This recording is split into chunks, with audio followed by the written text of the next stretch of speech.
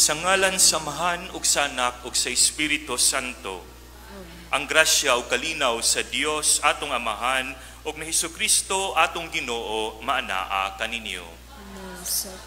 Maigsuon atong gisaulog karong adlawa ang unang Domingo sa panahon sa Adbyento. Niining santos nga misa ato nga idangop sa ato ang Ginoo ang tanan nga mga pag-ampo sa tanang pilgrims ug devotos ni Senyor Santo Niño. Mga igsuon aron maandam kita sa pagsaulog nining santos nga misa, maghinulsol kita sa atong mga sala. Kitang tanan, nagakumpisal ako sa Dios nga makagagahom sa tanan ug kaninyo mga igsuon nga nakalapas akog dako uyamot sa hunahuna sa pulong sa buhat ug sa wala pagbuhat sa kinahanglang buhaton kay akong sala, akong dakong sala. Busa nangamuyo ako kang Santa Maria kanunayng ulay sa tanang mga anghel ug mga santos ug kaninyo mga igsuon aron inyo akong iampo sa Ginoo nga atong Dios.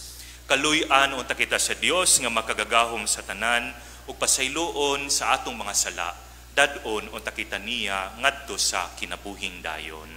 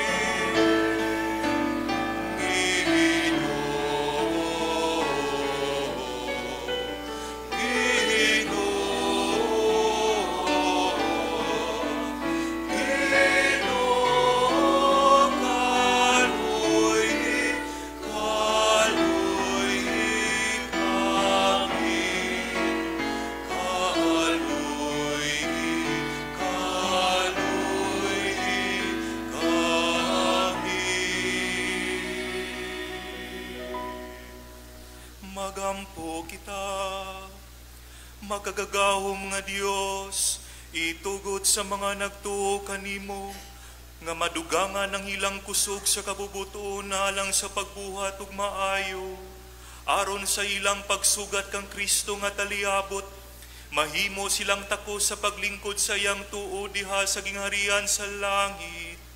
Kini among gipangayo pinagi sa among Ginoong Hesukristo imong anak, nga buyog hariuban kanimog sa Espiritu Santo, Dios hangtod sa kahangturan.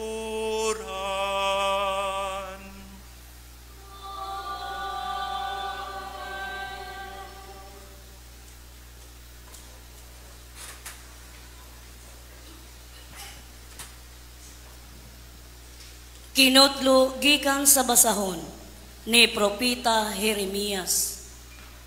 Nagingon ang Ginoo, taliabot ang panahon, nga tumanon ko ang akong gisaad sa katawhan, sa Huda ug sa Israel. Niadtong higayuna, magpili akog hari nga kaliwat ni David, ug buhaton niya sa tibuok nasod, ang matarong ug husto. Inigabot niadtong panahona, iyang luwason ang katawhan sa Huda, ug ang katawhan sa Jerusalem, ug magpuyo na sila nga malinawon, ug mao kini ang ilang ihingalan sa ilang nasod ug syudad, ang Ginoo atong kaluwasan. Ang pulong sa Ginoo.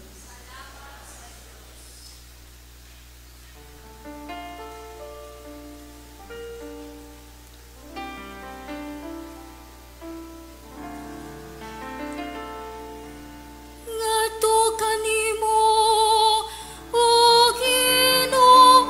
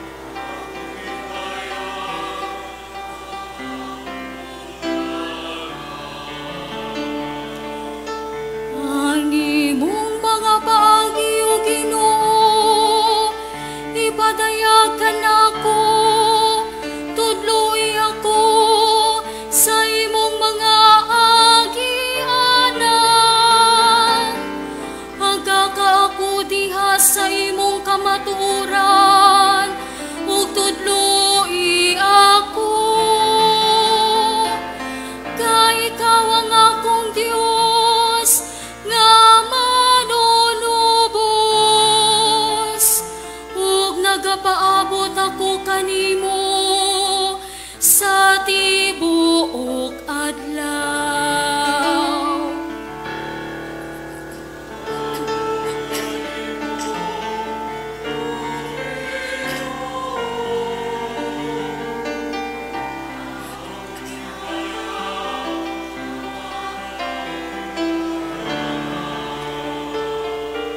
Maayog matarong ang Ginoo,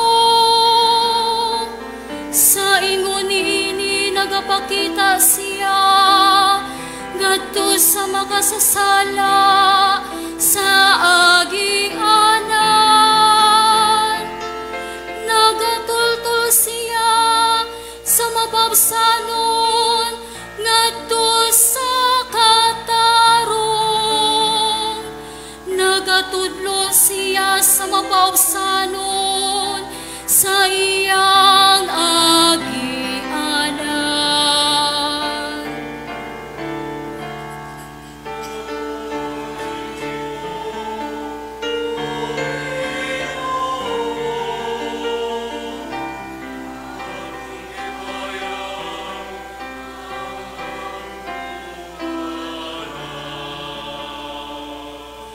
Ang tanan nga dalan sa Ginoo maayo ug makanunayon. Alang kanila nga nagabantay sa iyang kasuguan. Makikigala ang Ginoo kanila nga mahadlokon kaniya. Ugang iyang kasabutan aron pagtudlo kanila. Ngadto kanimo, O Ginoo, akong gibayaw ang akong kalag.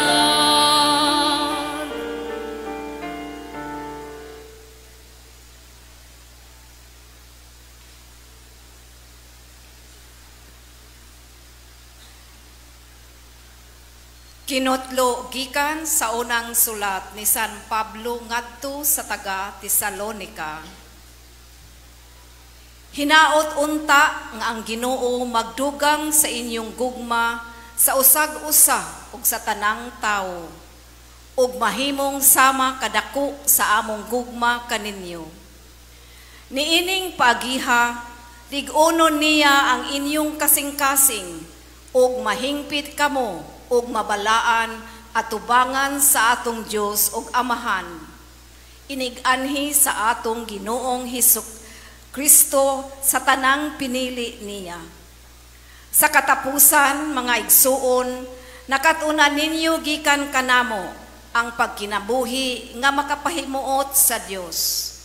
Hinoon, mao kini ang inyong pagkinabuhi sukad pa kaniadto.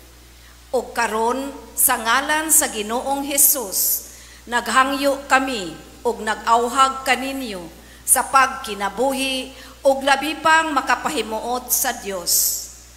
Kay nasayra naman ninyo ang among pahimangno kaninyo sa ngalan sa Ginoong Hesus.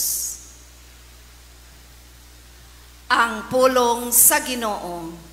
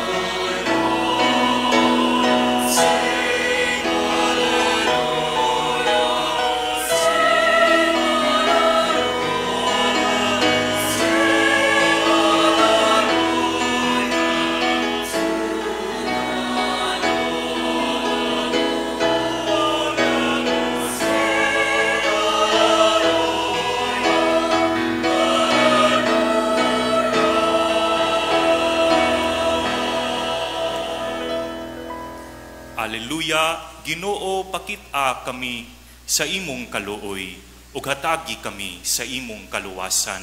Haleluya. Ang Ginoo manaha kaninyo.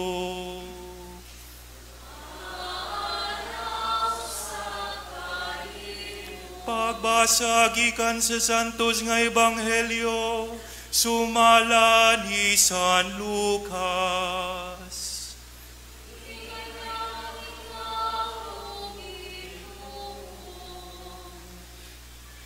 Si Jesus miingon sa iyang mga tinun-an, aduna unyay mga ilhanan diha sa adlaw ug sa bulan ug sa kabituunan. Kawadaan sa paglaom ang mga nasod, ug mga lisang sila sa dinaguok sa dagat ug sa mga nagpungasi nga mga balod. Panguyapan ang mga tao tungod sa kalisang, samtang magpaabot sila sa mahitabo sa tibuok kalibutan. Kaya ang mga planeta sa kawanangan mutipas sa ilang naandang agianan. Unya mutungha ang anak sa tao, maabot siya nga may gahom ug himaya diha sa panganod. Inigsugod kahitabo niining mga butanga, tindog ug hangad, kay duol na ang inyong kaluwasan. Busa, pagbantay kamo. Ayaw kamo patuyang sa pagkaon ug pag-inom, sa makahubog nga ilimnon, ug ayaw kamo padaog sa mga kabalaka, may tungod ni ining kinabuhia. Kay tingali unyag, hikalitan kamo ni adtong adlawa. Kay moabot kini sa tanang mga tao sa tibuok kalibutan, ingon sa usa kalitag. Busa, pagbantay, gayod kamo, ug pag-ampo kamo kanunay, nga makabaton kamo kalig-on, aron makatubang kamo nga dili maunsa niining tanan nga mahitabo ug makabarog sa tubangan sa anak sa tao.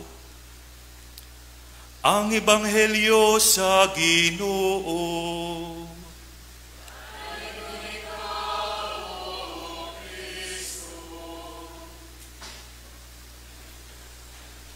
Mga igsoon ko ni Kristo, maayong buntag kanatong tanan, ug maayong Domingo sa panahon sa Adbiento. Atong gisaulog karong adlaw ang ikaunang Domingo sa panahon sa Adbiento. Mga igsoon ko ni Kristo, dunay tulo ka klase nga pagpaabot. Ang Adbiento nagpasabot nga pag-andam dinha sa pagpaabot. Panahon sa pagpangandam, sa pag-abot ni Kristo sa Pasko, mao kini ang pinakakumon. Ug ang pagbantay sa pag-abot o pagtuktok ni Kristo sa kada adlaw o sa inadlaw-adlaw nato nga kinabuhi. Dili kini kumon apan kini angay nato nga pagabuhaton. Kay sa ginaingon pa, death comes like a thief in the night. Mabot si Kristo sa iyang takna sa takna nga panahon. Ug mabot usab si Kristo di lamang ni anang adlaw kundi usab sa adlaw-adlaw nato nga kinabuhi. Ang ikatulo mao ang panahon sa pagbalik ni Kristo sa kalibutan sa katapusang panahon nga ato nga gipangandaman.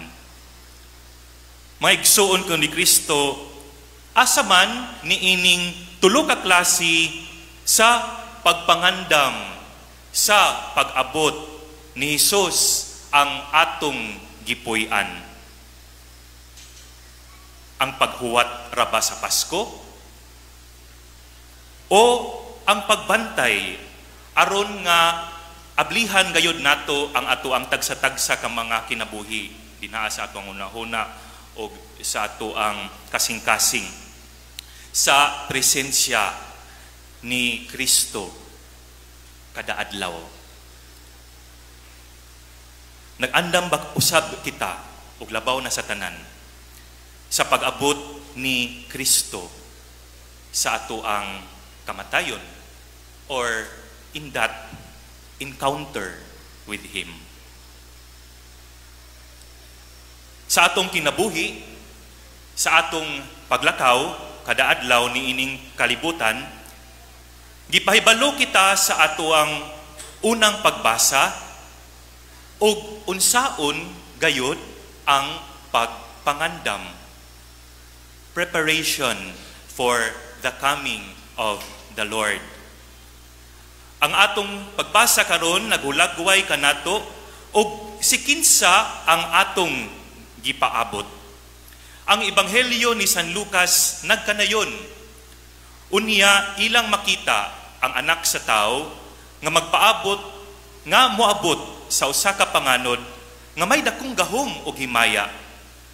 Sa diha nga kining mga butang magsugod sa pagkatuman, pagtindog kamo ug itaas ang inyong mga ulo kay hapit na ang inyong kaluwasan.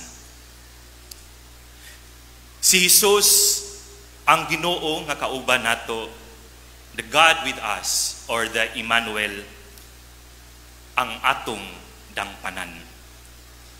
Siya nga nahimong tao, ang Ginoo nga nahimong tao, aron nga maluwas kita sa iyang gugma, maigsuon ni Kristo mubalik aron sa pagluwas sa tanan nga misangpit, mituo og naghigugma kaniya.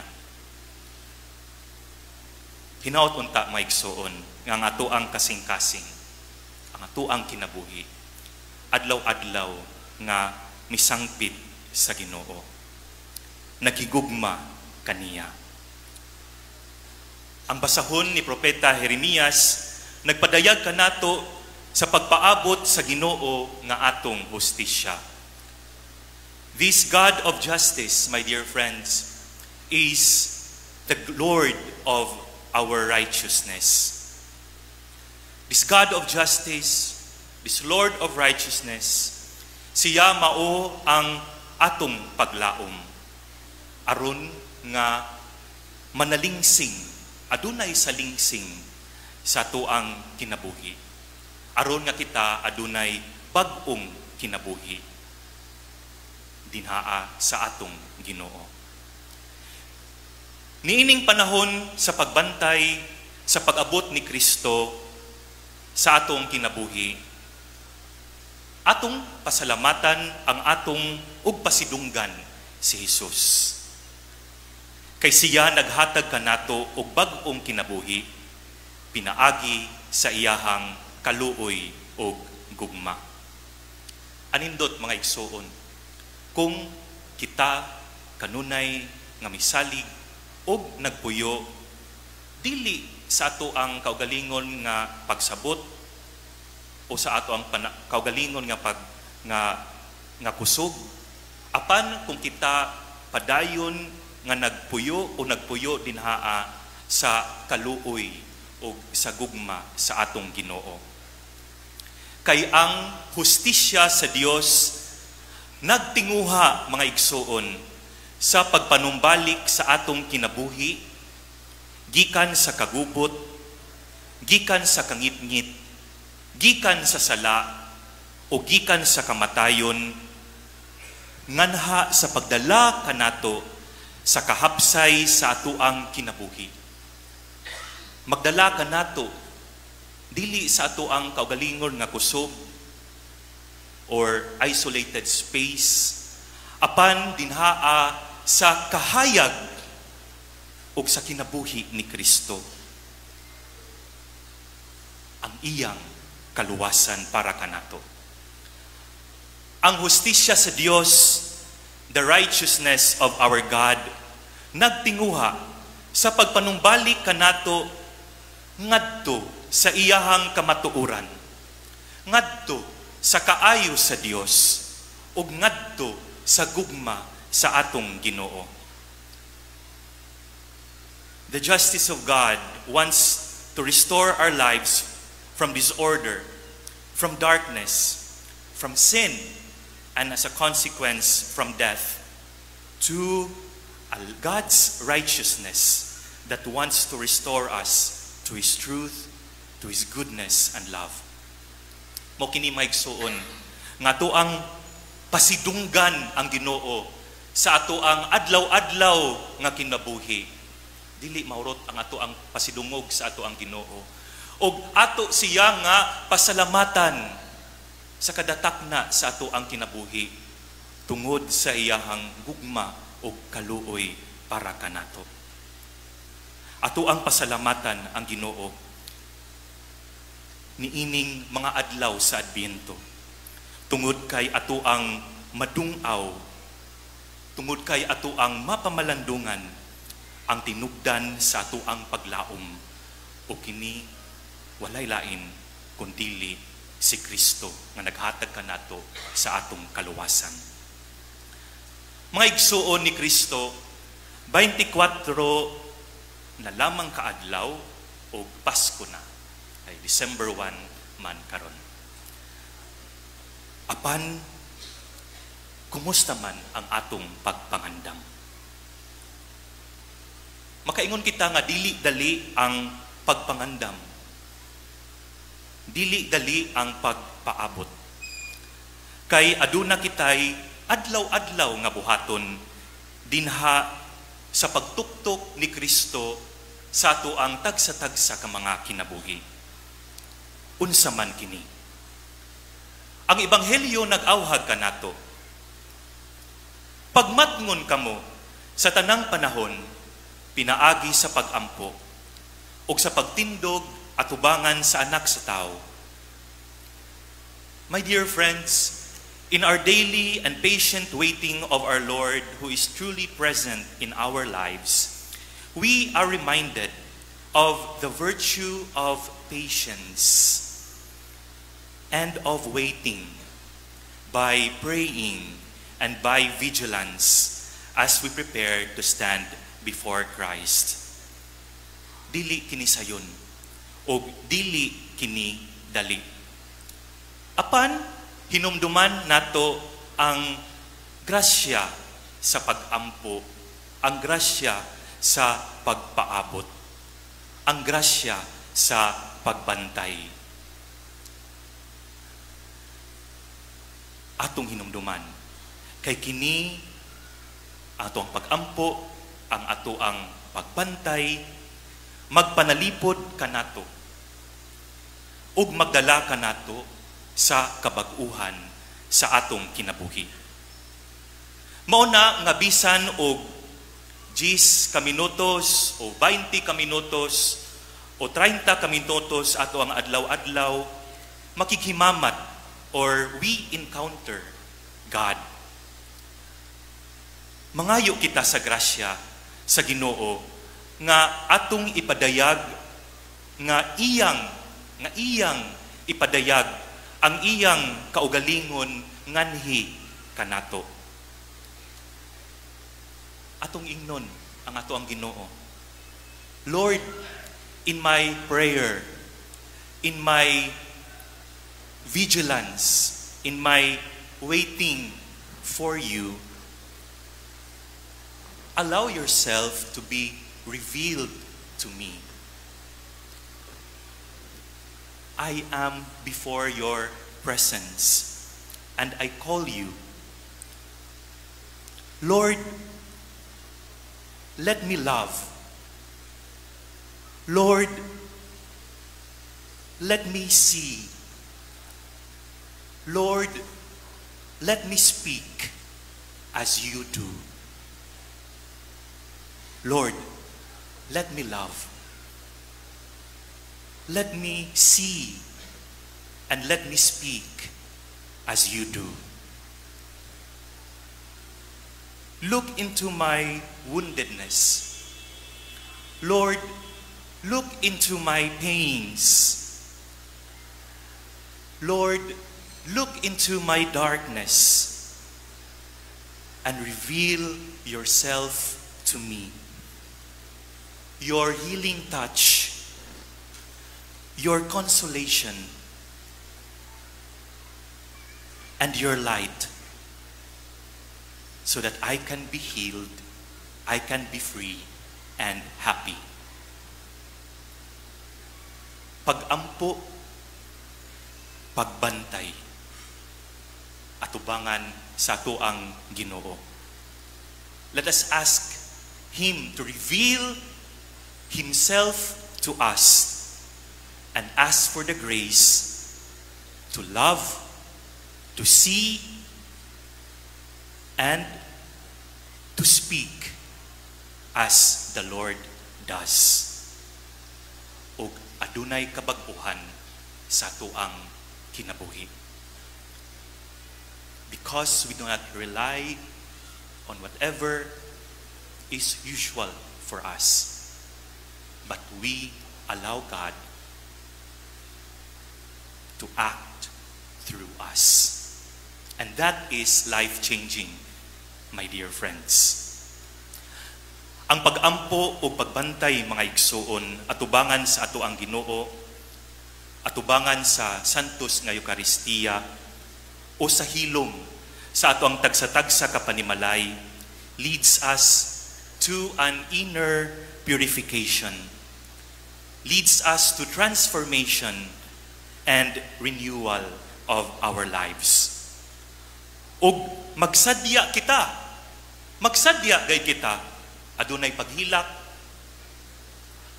apan magsadya kita, tungod kay wala kita nag-inosara. Anaa si Jesus nga ning-encounter ka nato og nagtuktok sa ato ang tagsa-tagsa ka mga kinabuhi aron pag-aablihan nato ang ato ang kasing-kasing, ang ato ang una-una nganha kaniya. Ang Ginoo nga nagluwas, nga naguban, the God who accompanies, and the God who loves us and wants to reveal Himself to us so that we can love others as He does. My dear friends, the Lord is alive in our prayers. And He is truly alive above all in the sacrament of reconciliation and communion as He brings His life to us, His sanctifying grace in order to renew us. Ug sa katapusan, unsaon man nato pagpangandam, mga igsuon, sa pagbalik sa atong Ginoo. Kay nangandam man kita sa adlaw sa Pasko, pinaagi sa pagbuhat ug maayo ug sa paghigugma. Tungod kay nagandam man kita sa adlaw-adlaw nato nga kinabuhi dinhaa sa pag-abot sa ato ang Ginoo aron nga maghigugma kita sama kaniya. And also as our lives are founded by the grace of the sacraments in order to grow spiritually and to transform our lives, pinaagi sa gahom sa ato ang Ginoo. Karon, unsaon man nato ang pagpangandam sa pagbalik sa atong Ginoo. Ang atong ebanghelyo sigon ni San Lucas nagkanayon. Pagmatngon kamo sa inyong kinabuhi, pagmatngon kamo sa inyong kaugalingon, nga ang inyong mga kasing-kasing dili mabug-atan sa kahilayan, paghubog o kabalaka sa kinabuhi. The Lord invites us, my dear friends, to not separate ourselves from Him by sin, to not separate ourselves by sloth, by laziness, or by spiritual indifference. That is why let us ask the gift of God, the gift of the Holy Spirit, for us to grow in piety and devotion before the Lord. Let us also ask for the gifts of the Holy Spirit. Daghan ang gasa sa Espiritu Santo nga gusto niya nga ibubo kanato. But let us enter into that door to God, that door by which we desire God and by which we desire His gifts, the gifts of the Holy Spirit in our lives. Anindot ang mga gasa sa Espiritu Santo maigsuon dinhi sa ato ang kinabuhi kay magdala kini kanato ug katagbawan kay nagdala kini kanato sa atong Ginoo. Let us ask the gift of God. Whatever gift that you want to ask for the Lord, ask it from Him. Kay dili ka na mahatag niining kalibutan. Let us ask for the gift, as in our gospel today, the gift of love, gugma. Because sometimes it is what we lack, or it is even what we are being deprived of. Love. That is why we fail to love. And we are indifferent during occasions when we need to show and to give our love. As I said, it is only one of the gifts that we can ask from the Lord. And we can ask Him the other gifts that we so need in our life in order to bind us with God, to bind ourselves in God. Let us ask the gift of the Holy Spirit to fill us with what we lack and what we were deprived of, and that is love. So that we can love as God, as He truly needs, God truly needs to be loved, and our brothers and sisters. And much so, that love in our family, whom we encounter in our day-to-day lives. In that case, my dear friends, we cannot live then. If we have this love of God in our lives, we cannot allow ourselves to be satisfied and be overwhelmed with earthly desires. Pinaagi sa kahilayan, sa pagkaon, sa pag-inom, o sa mga lawas nung mga butang. God wants our full attention towards Him. He wants our senses. He wants our intelligence.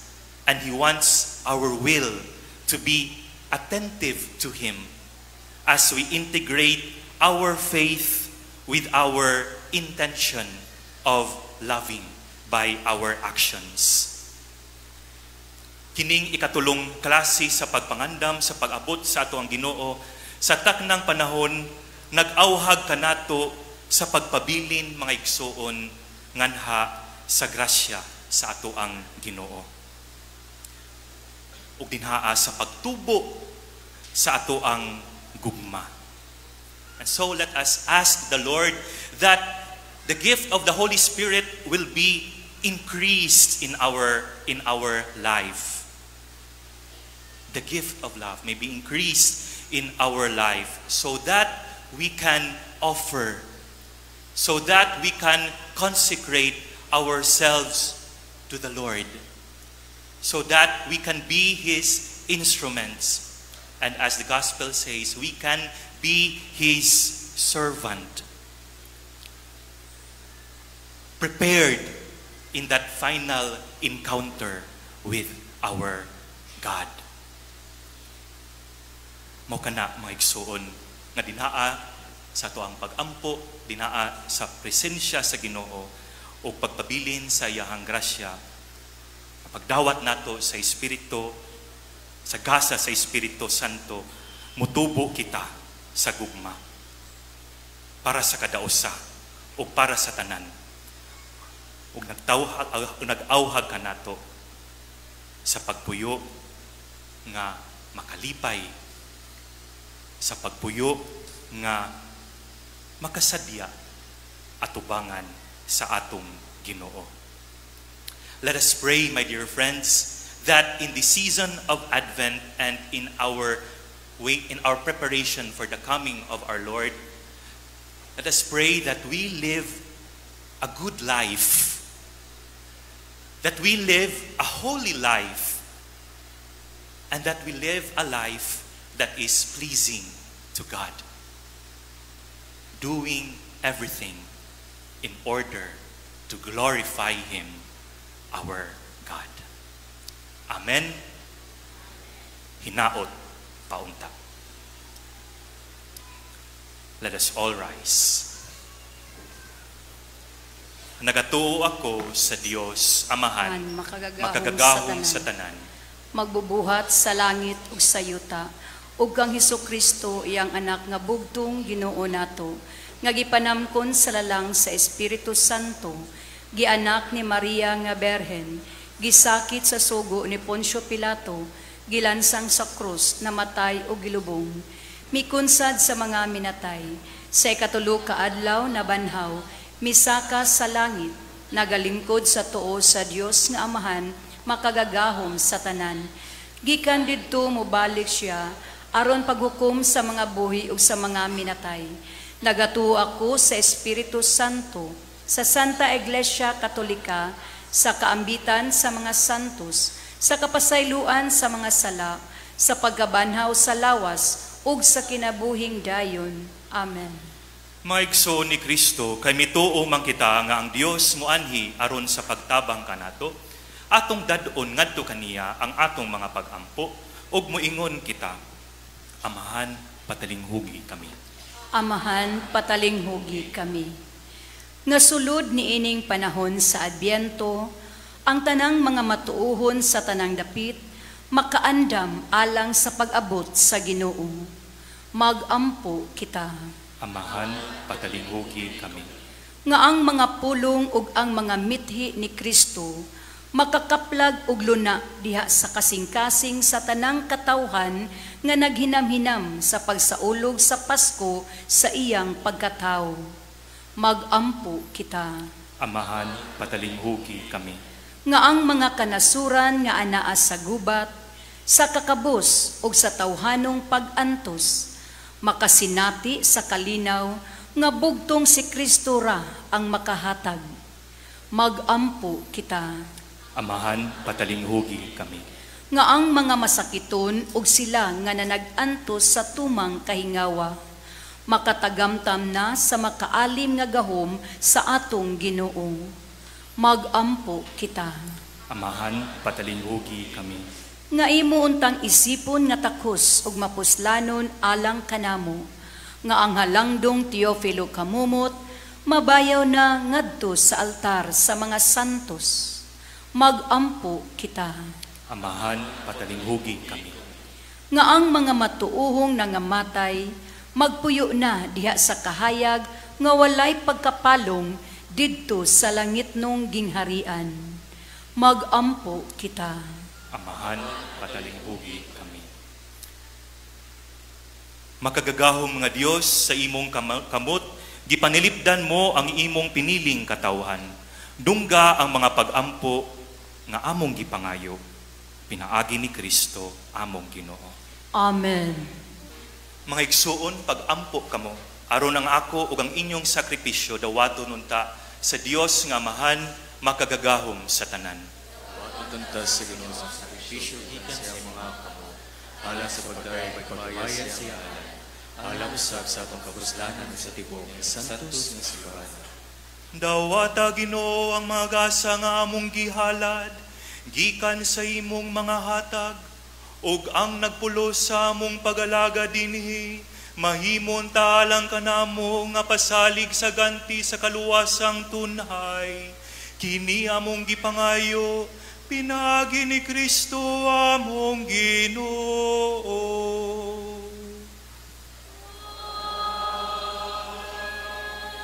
Ang Ginoo maanaa kaninyo.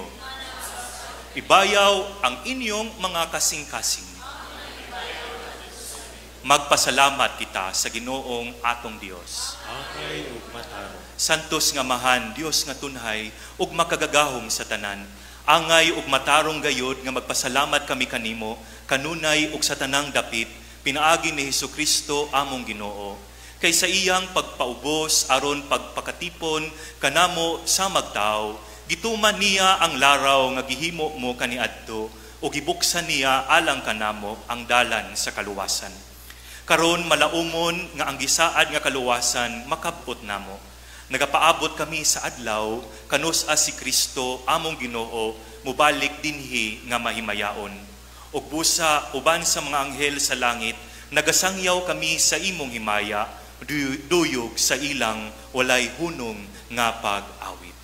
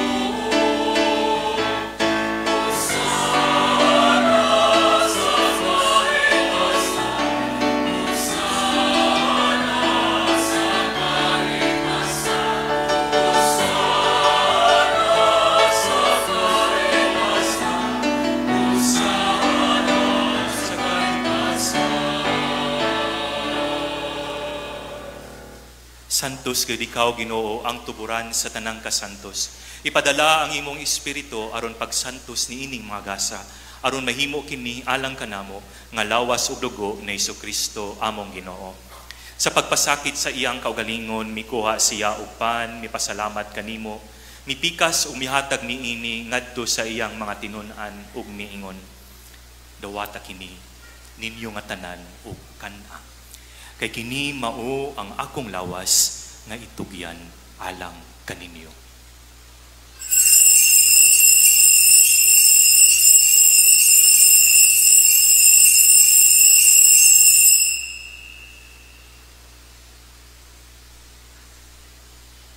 Sa samang paagi tapos ang panihapon, mikuha siya sa kalis, mipasalamat kanimo pag-usap.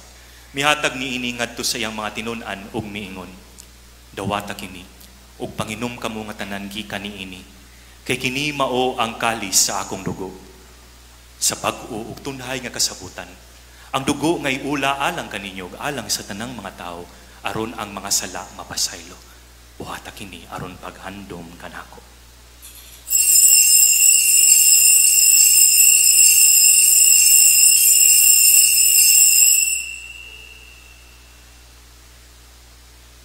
Kini ang misteryo sa pagtuo.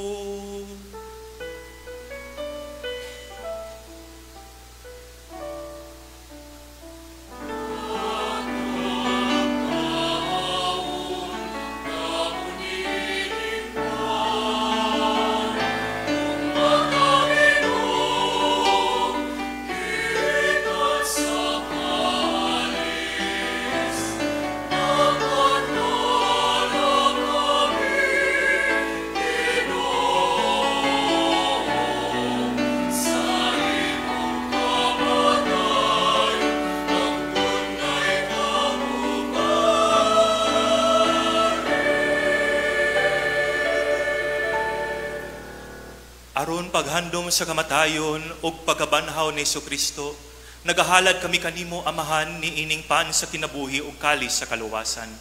Nagapasalamat kami kanimo tungod kay imo kaming giisip mga yan nga moatubang ug moalagad kanimo. Himua nga kami nga mga lawat sa lawas ug dugo ni Kristo magkahiusa diha sa Espiritu Santo.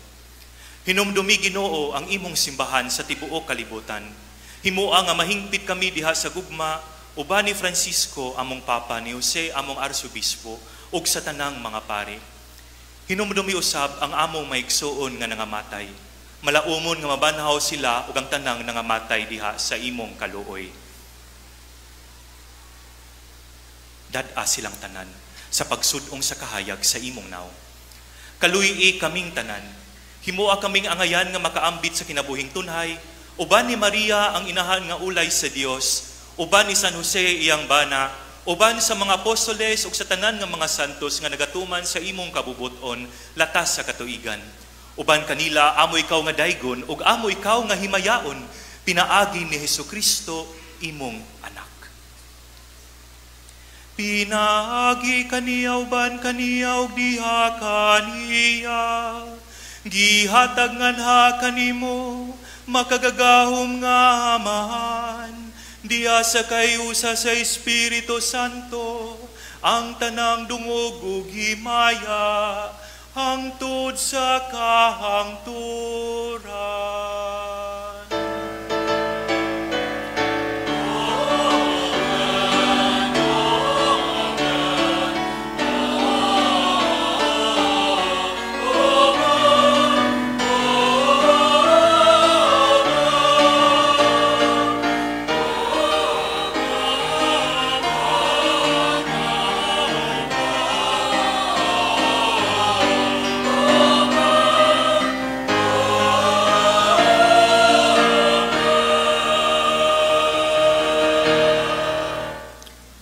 Karon mag-ampo kita sa atong amahan, atong gamiton ang mga pulong nga gitudlo kanato sa atong manunubos. Mangayo kami kanimo Ginoo nga imo kaming luwason sa tanang daotan, hatagi kami sa kalinaw niining panahona aron tinabangan sa imong kaluoy, mahalikay kami kanunay sa sala ug mahilayo sa tanang kasamok, samtang nagapaabot kami nga malaumon sa pagbalik ni Hesukristo among manunubos.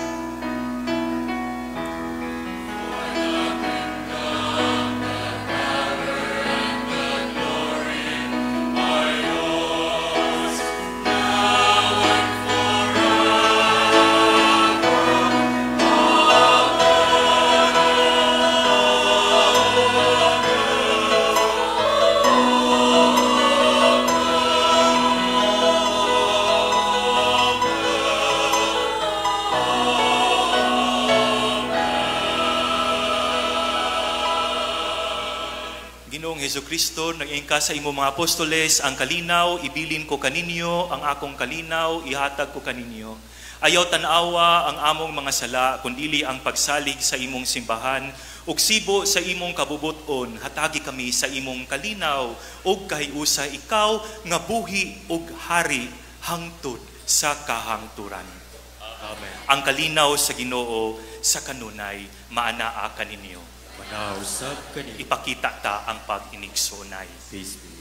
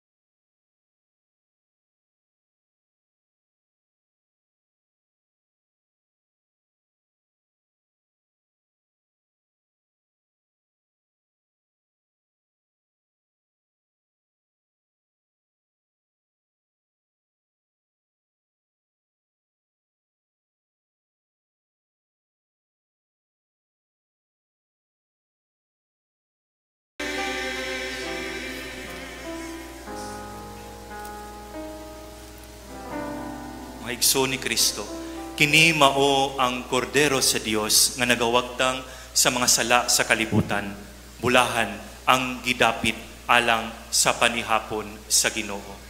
Ginoo dila ko angay nga mong kalawad kanimo nga panipangulong lamang ug maayo ako.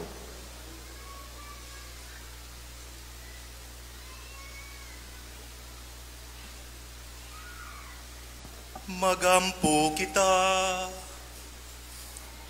Magpulos unta ka namo Ginoo ang kanunay namong pagkalawat.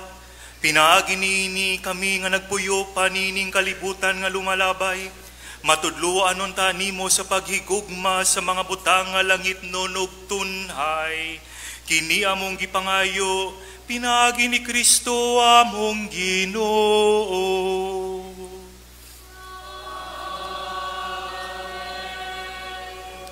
Ang Ginoo manaka ninyo.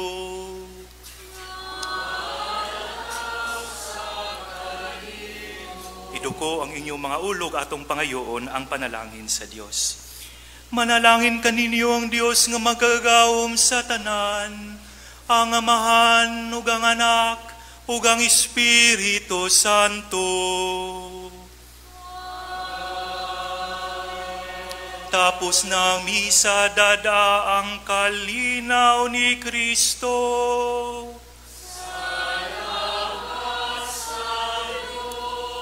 Malipayong Domingo kanatong tanan.